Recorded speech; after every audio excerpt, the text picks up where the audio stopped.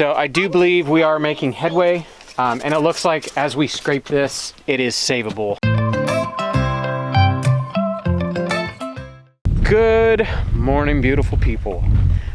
I just realized, I think almost every single video, I'm usually walking this direction down the hill when I do my sign on. I'm just gonna keep with tradition, continue walking this direction. I'm going to take advantage of this beautiful sunny day, mostly sunny. The skies are turning gray. And I'm going to get down here and work on something that I've wanted to work on since I put it up. All right, if you saw the video, well, the past several videos, you'll remember that we are going to attempt to preserve this hide. This is our steer that we just did over the Christmas break. I fleshed it, got it nice and clean, washed it, hung it up, put it on a frame. I think it was last week, maybe possibly the week before, I forget. But this thing, as it dried, busted the frame, and I had to loosen everything up and fix the frame. Now the frame's got a horrific warp to it, but it's all good. So I'm gonna pull this down today and I'm gonna work on it today. I don't think I'll get to tanning it today. This is a really big project. I've never tanned a hide. Basically all of the information I've gleaned, I believe I am on the right track for preserving this hide. I'm basically making a rug out of it instead of leather.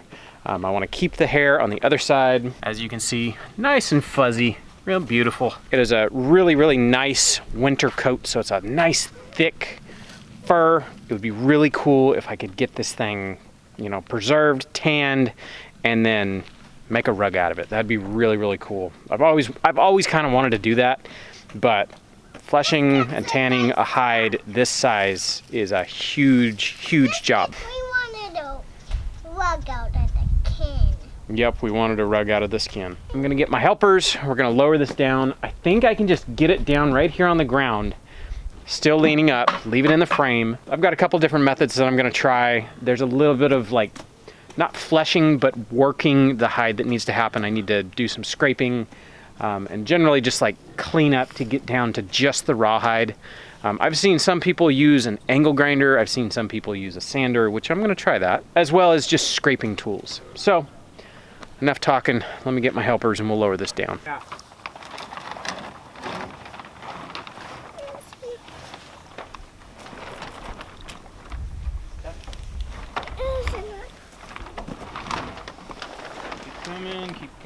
Keep coming.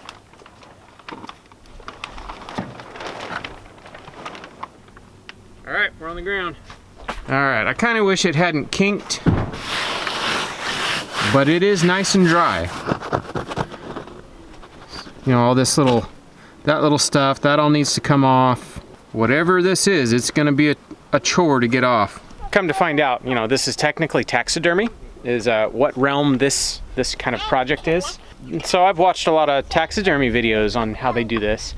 I don't really want to get into the chemicals. They have a lot of really like specific chemicals that you can use to get your hides. You can do it really fast and really easy. And then there's the natural way. You can use brains to tan the skin. You can use eggs, which is the method I'm going to be using. But any way you do it, there is still a lot of elbow grease that has to go into it. So let me grab a step ladder. Actually, before I grab a step ladder, I've got enough right here. I can get started. So I'm gonna play around with it, see if I can start getting through some of this thicker membrane that's on here. I'm gonna try a hog scraper first. That has kind of a sharp edge. I'll try that first. And then I've got some 80 grit on a orbital sander. Oh, you wanna try? Go ahead. Honestly, it feels like you're working with like plastic or something, that hide is so hard.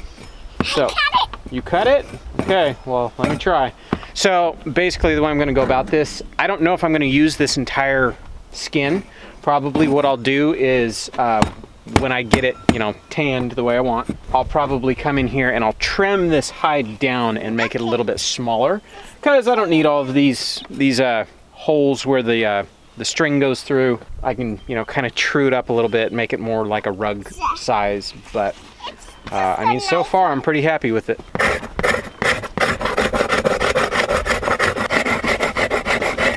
So I tried this immediately after I had put it up, and it had been up like, I don't know, a day or so, and it felt this hard, but I couldn't do that. This stuff was not wanting to peel off. So apparently letting it dry helped. Hey, do you know where I keep the scrapers? Where is it? Go in there and there's a box on the ground over by my toolbox and it's got all the scrapers in it. You can get one. Let's get you guys in here for a closer look. All right, it's hard to make out. Honestly, it's kind of like peeling a scab. So I'm trying to get through that layer of like membrane. It's gonna be slow going, but this is actually working. All right, I'm gonna try the sander real quick to see what that does.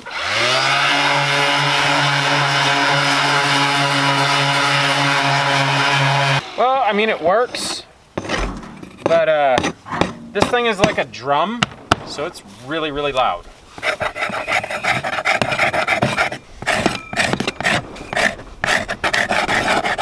And you scrape, pushing down like that, so it scrapes like that, okay?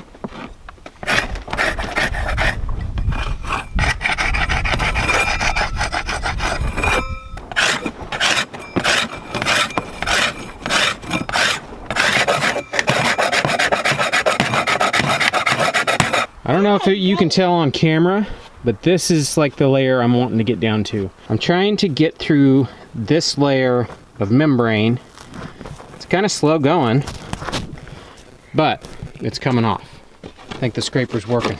This may end up being one of those projects that when I have a minute, I can get over here and work on it.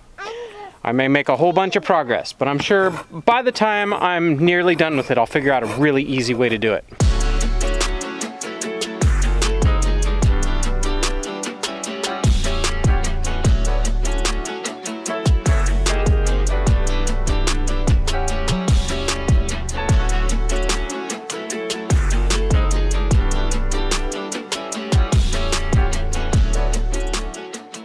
All right, it's kind of slow going, but once some help arrived, it's going. Even though I did flesh this pretty well, I noticed up here by the shoulders, there must have been some fat I missed. I think it was fatty bits up around kind of where the hide ended. And if you notice, it's kind of stained.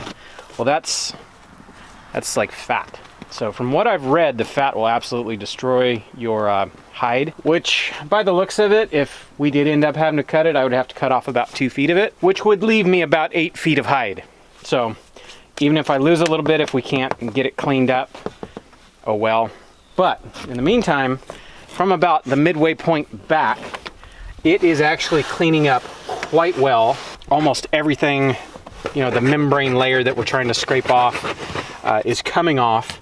The reason we're doing this is you scrape off this membrane layer and it basically opens up the pores to where when you come in with your tanning solution, the tanning solution can penetrate better and soften the leather. So we're just gonna keep at it. It is kind of exhausting work. Like, my arms are already on fire. So we're just gonna keep at it.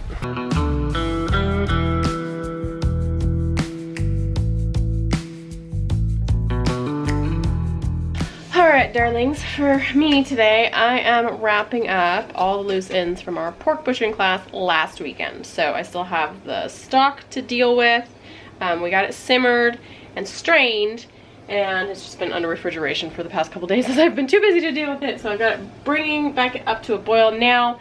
I have the meat that we pulled off the bones from the stock, and that's going to be going into scrapple. So I'm making scrapple today. I'm going to be canning the rest of the broth, and I am probably, hopefully if I have time, going to be canning the leftover shredded pork that we just ate this weekend. I was like, you know what, I'm just going to can it. We have quite a bit left, and we get kind of worn out from eating pork so much for those couple of days, and it's like, let's just can it or put it in the freezer and put it away. We'll eat it later. So that's what I'm doing today. First on the agenda is the scrapple, so I can get the bone meat out of my fridge and make room, you know, and then fill it up again with scrapple, and then the broth to get that out of the way, and the meat, which the meat and the broth is actually going to kind of go together because I'm going to put the broth in when I can the meat, since I will be doing a hot pack method for that. So let's get started with the scrapple. This, like I said, it's all the meat that we pulled off the bones. We simmer it for a couple hours until the meat is tender enough to pull it off without like shredding completely and falling apart. And then I actually have to run it through the food processor to make it like a really fine paste. You could put it through a grinder if you wanted. I just have the food processor and that works. And then I mix it with the broth and then cornmeal and salt and pepper and that kind of thing. And then we put it into loaf pans. It's really simple, really easy. If you want the full-blown recipe, I actually have that in the pork cookbook that we just released this last week. So that's there. The recipe for the broth is there. Actually, the recipe for the shredded pork that I'm going to be canning today is actually there as well. It's got a whole bunch of pork recipes that we use on a regular basis and we love and we enjoy. So if you guys want that cookbook, if you haven't got it already, I will pop a link for that in the description below. All right, let's get started making scrapple. All right, so I just do this in batches. A lot of times I will actually have to go through this. This sounds really tedious, and it kind of is, but I will have to go through this by hand, the meat, like pulling it apart in my hands after I've ground it, because every now and then we wind up getting a bone. You know, we're just working quickly and stuff like that, and you don't want a bone in your scrapple.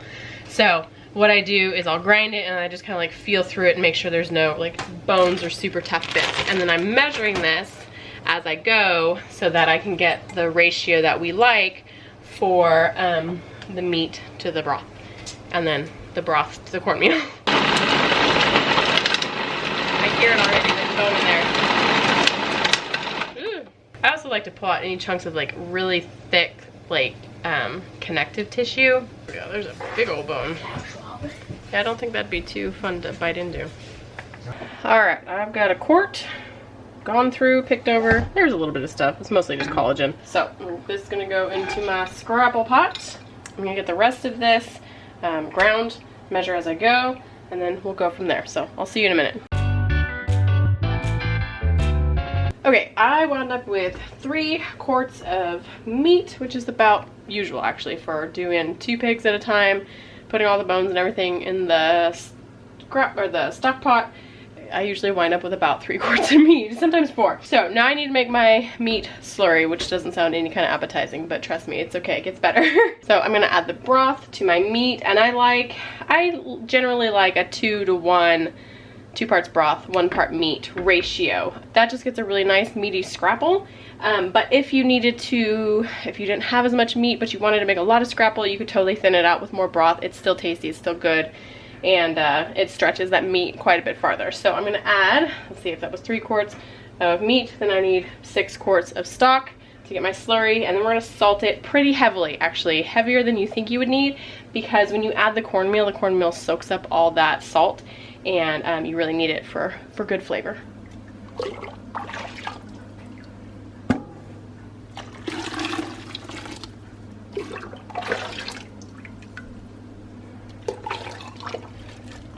I'm gonna whisk this together, and I'm gonna turn the heat on to high because I want this to come to a boil or a simmer to cook the cornmeal. It looks like a gray, disgusting meat slurry. It doesn't look appetizing at all, but it's gonna taste good, I promise. Now you can make scrapple with pretty much anything. I've made it with deer. I haven't made it with chicken yet, but you could make it with chicken. You can make it with beef. A lot of people will add like liver and organs into it as well. Ben's not a huge organ fan, and he's the one who really likes to scrapple for breakfast, so I don't add it in there. It's just meat, which is great for us. We love it. But if you wanted to find a way to use up organs and put them in your diet, this would be a place that you could stick them. I really just do this by taste. I don't measure. I'll add some black pepper because it's tasty. Just salt it to the point where you're like, that might be a little too much salt if I were eating this as like a soup. Yep. Might be a little too much salt if I was eating it as a soup. All right, while I'm waiting for this to come back up to a boil, I am going to get my loaf pans ready. So this is what I pour them into to make them sliceable. So I just use regular loaf pans and I line them with parchment paper. I don't worry about greasing them or anything like that. This is probably gonna be about 6 loaves worth, so I'm just gonna prep all the pans that I have, and then that way they will be ready, because once the cornmeal is in there and it's cooked and it's ready to go, time is of the essence to get it out and into your loaf pans, because it does start to harden rather quickly and it kind of makes it harder to get it into the loaf pans.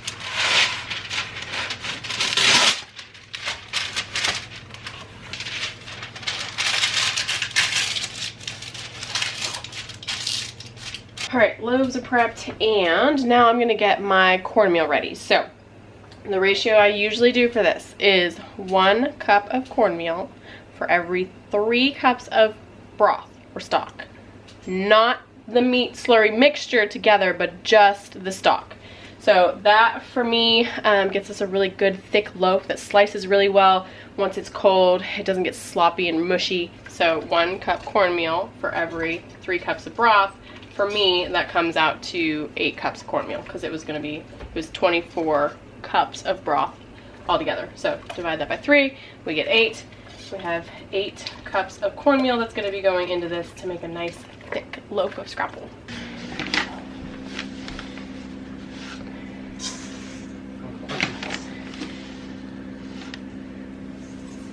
So now that we've made a mess, it's coming along.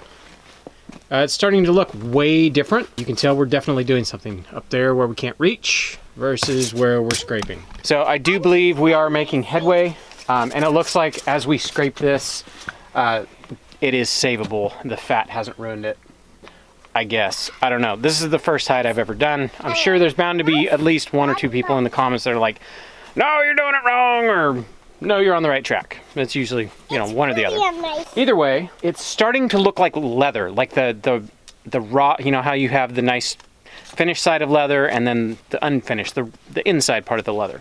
That's what this is starting to look like as you get through the layers of like membrane. It's like, hey, this looks like leather, like the soft side of leather. I think we're on the right track. I have been trying the orbital sander. I put some nice coarse 40 grit on there, and it is working, but it's like, it's taking down everything, not just the membrane that I'm trying to get off. So, need to reevaluate. All right, we are gonna go eat lunch real quick. I know now that the sun went behind the clouds, it's a lot colder over here. I'm sitting here scraping and working. It's like, oh, I'm peeling off layers. All of a sudden, whew, it's cold. I see you. Yeah, I'm here. I have chicken pot pie heating in the oven. Sweet. Figured you would be hungry. Yep. Honestly, scraping that hide is like picking the world's biggest scab. Oh. Pretty slow going, actually. Is it? Yeah. I figured it would be, yeah. That's all right. We're making good progress. Good. A lot more progress than I thought we were going to make, actually. That's great, actually. Make sure it's hot. Make sure it's hot. It's 120. Yeah, that's good. No, it's hot. All right. Here you boys go. All right. Thank you. You are welcome. Yay for chicken pot pie. All right, my not appetizing meat slurry is boiling, so I'm gonna pour this cornmeal in here and get it mixed in. And like I said a little while ago, you kind of got to work fast, because as soon as the cornmeal gets in there, it starts absorbing all the moisture. And you also need to be careful, because it does pop and sputter as it gets thicker. So I actually use this really big paddle that Ben made me, and I put on my my oven mitts, because I have been popped on the skin and it's not fun. So we do this very carefully. Probably can't see anything with all that steam. Yeah. Just imagine it going in there slowly. And I whisk it before I do the paddle, because this helps to like break up any clumps. It's getting thicker. It is, and it'll get quite a bit thicker. Here comes the popping lava. You can already see it popping. A little dangerous. So, wear the mitts or long sleeves or whatever. And I like the paddle because it's got the flat bottom, so it scrapes everything really well. And then you just kind of stir it until it gets good and thick. About the time your arms are exhausted and you don't want to stir anymore. That's about it. So you can see. Yeah, that's getting real thick. Real good and thick. I'm going to let this go a little bit longer just to soak up some more of the moisture. And it will thicken as it cools off of the pan as well. I'm excited for scrapple for breakfast. I'm very excited for scrapple. I love scrapple. We haven't actually, aside from what we cooked for the class, we haven't actually had scrapple in a little bit. Well, it basically every time you make scrapple, that's all we eat for like 2 weeks. Every morning we have scrapple, and then it's like, yeah, I'm tired of scrapple. Let's eat bacon. Yeah. We're currently eating bacon. We are. So now we're ready to switch back to scrapple. Yeah, let's switch back to scrapple. Alright, yeah, see, you can tell it's even thicker than it was. It's so stiff you could stand a spoon in it. Ta-da! It's a magic trick. That's about the consistency you want. Call that good. Still malleable enough to get it in my loaf cans. Woo. Ooh! It makes a mess. Making a mess. Just go with it. It'll be okay. It cleans up. It does clean up. It hardens into almost like compressed sawdust. Almost, yeah. Just don't go grabbing that with your hands because it will burn the heck out of you. So just kind of smooth that a little bit. And then after it cools a bit, I'll flip these over and we'll have kind of a lid so I can actually stack them in the fridge. Ooh, right here. Okay. Ooh. Alright, that's gonna be a little loaf. Partial loaf. Partial loaf. That's alright.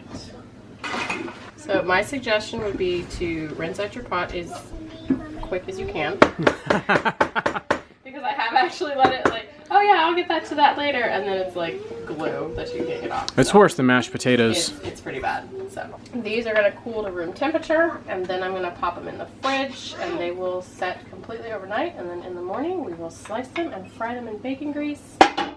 Have delicious scrapple. And everybody says, yay!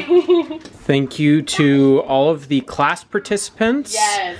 All of that meat that we trimmed, that you guys helped, is now scrapple. And we said, hey, it's okay if you cut a little heavy on that bone or whatever. We'll reclaim it. We weren't lying. This is it right here. This is it. Look at those like Marie calendars. I always like those. Those were pretty good. All right. Thank you for lunch. You're welcome. Headed back down to the barn. Alrighty. My shoulders. Oh, are you sore? Like, it's just like an intense movement. Yeah. And you're just like, and then you stop and it's like, oh. My shoulders. You'll be alright.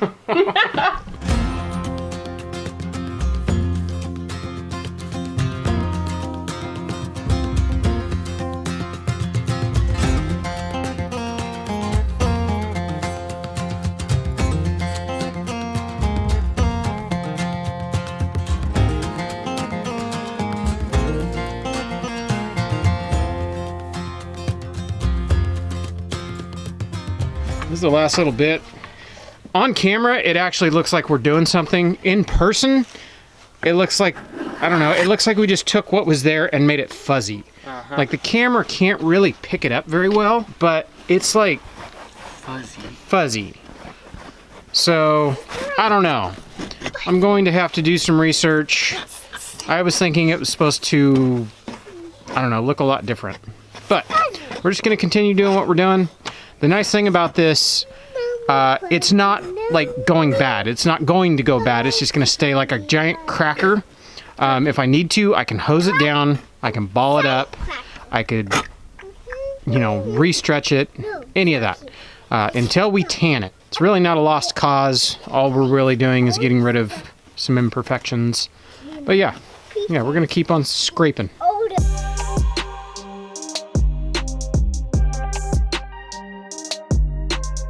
I'm gonna call that good. I'm out of time for today. I'm not gonna have time to get this thing down and tanned. I wanna say once you start the tanning process, you gotta like follow through.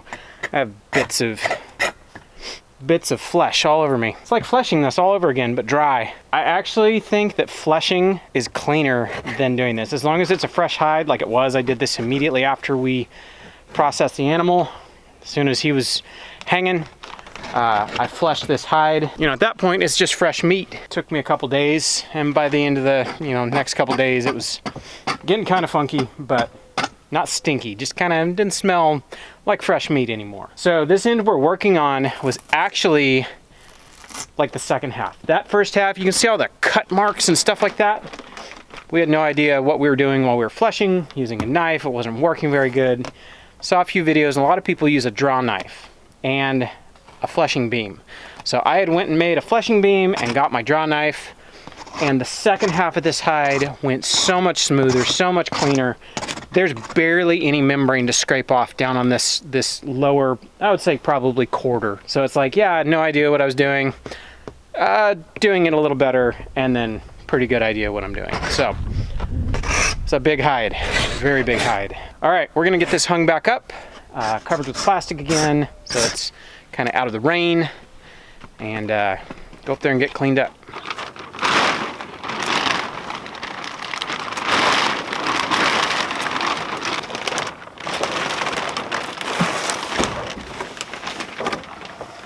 Hold on. Yeah, that's good. Got enough room to tie it off? What? You got enough rope to tie it off? Yeah. Yeah, it's tolerable to get your hustle on scraping something using your muscles, temperature-wise. But as soon as you quit moving, man, whew, it's cold. For us, today is Thursday. Tomorrow's Friday. If I get to work on it tomorrow, I will document it. I wish I had documented this skin project from the get-go, but I don't know, I wasn't sure if I was even gonna get this far. So at least I'm filming from, you know, this part. This is like the tricky part. All right, I'm gonna head in there and probably change, because it looks like I have horrendous dandruff. What you got going on, lady? We are doing taco taters tonight, which we haven't done in a long time. We have not. We've been out of ground beef and large potatoes. Yes, we have. So it's just based, I feel like I have something on me. Sorry. It is basically very fancy baked potatoes. We just take baked potatoes, split them open, and then I make ground beef and season it, and then we do like lettuce and dressing and toppings and all kinds of stuff. So it's pretty good. Taco taters used to be one of our all standby meals. We always used to love taco taters. Mm-hmm. You know, back in the day when we weren't growing our own meat and food and stuff like that, potatoes are cheap, and we would always wait until ground beef went on sale, and we would go stock up on ground beef and get really weird looks at the grocery store when we roll in with a shopping cart full of ground beef. Which is funny, because looking back on it, it was only like 60 pounds of ground beef, which to me doesn't seem like that much now that we have like 5 kids. But I guess back then it was like, what are you guys gonna do with all that? Yeah, we'd roll up and they're like, what are you gonna do with all this ground beef? And it's like, having a party? We're gonna eat it over the next like 6 months or a year or whatever. And so we would get home, we would break it down into, I don't know, 1 pound packages, freeze it. And I mean, you gotta stretch those dollars, especially when you're newly married. Yes, yes. So, yeah, we ate a lot of taco taters. It's a great way to improve your baked potatoes. Yes. We used to be able to get a 50-pound bag of like large baking potatoes from one of the stores we always used to go to. It was a bulk store, kind of like Costco. It was called Smart and Final. Yeah. We miss Smart and Final. Miss Smart and Final. But they had these massive sacks of potatoes with giant potatoes. Baked potatoes for like $17.99. Yeah, it was like for a 50-pound bag. Dirt cheap. It was the best way to buy potatoes. Yeah. It was nice because if I, you know, made hash browns for the family, I only had to peel like two or three potatoes, and we had more hash browns than we could eat for a meal. All right, got some good old ground beef. Just salt, pepper, garlic, oregano. Nothing crazy. No crazy taco seasoning or anything like that. And then Brett's shredding up some cheese for us. Tyler's eating the cheese for us. There's our washed salad greens. Baked potatoes are coming out. That's the blast shield, just in case there's self-destructing potatoes. Right. And I rubbed these in tallow before I cooked them. All right, everything is out. I'm just waiting on Brett to finish shredding cheese, and then we can add.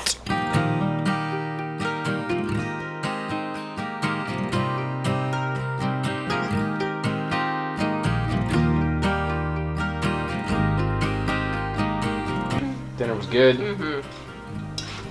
Can I help you? Got you. You have a dirty face. You need to go wash your face. Dinner was good. Thank you for dinner. Thank you guys for watching. Hope you guys enjoyed. We will be back next week. Yep. So, catch you guys on the next one. Bye. Bye.